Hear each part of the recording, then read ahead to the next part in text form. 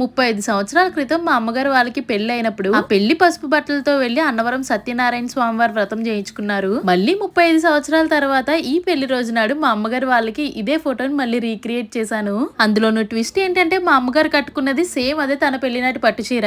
ఆ మూమెంట్స్ ఇప్పుడు రీక్రియేట్ చేస్తుంటే నాకు భలే అనిపించింది. మా అమ్మ వాళ్ళు వ్రతం చేయించుకునే గ్యాప్ లో మా ఆయన వాళ్ళ మావయ్యని ముప్పతిప్పలు పెడుతున్నాడు.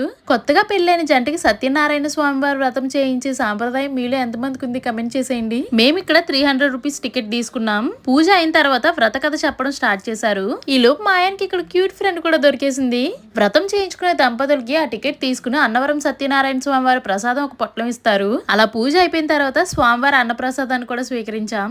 అలాగే అక్కడ గుడి ప్రాంగణంలో ఈ ఉసిరికాయలు మామిడికాయ ముక్కలు అమ్ముతున్నారండి. ఇంకెలా ఉప్పు కారం వేసిన ఉసిరికాయలు గాని మామిడికాయలు గాని కనిపిస్తే నేను ఆగుతానా? ఆ చిన్న గ్లాస్ తో ఉసిరికాయలకి 30 రూపాయలు తీసుకున్నారు. ఈ మామిడికాయ ముక్కలేమో 20 రూపాయలు తీసుకున్నారు. పళ్ళు పులిసిపోయేంత వరకు తింటూనే ఉన్నానండి. వ్రతం చేయించుకునేటప్పుడు అక్కడ ఫోటోగ్రాఫర్ తో తీసుకున్న ఫోటో చూసుకుని మా అమ్మగారు నాన్నగారు మురిసిపోతున్నారు. ఇలా ఫ్యామిలీతో కలిసి గుళ్ళకి వెళ్తే నాకైతే భలే ప్రశాంతంగా ఉంటుందండి. వీడియో నచ్చితే లైక్ చేసి సబ్స్క్రైబ్ చేసేయండి.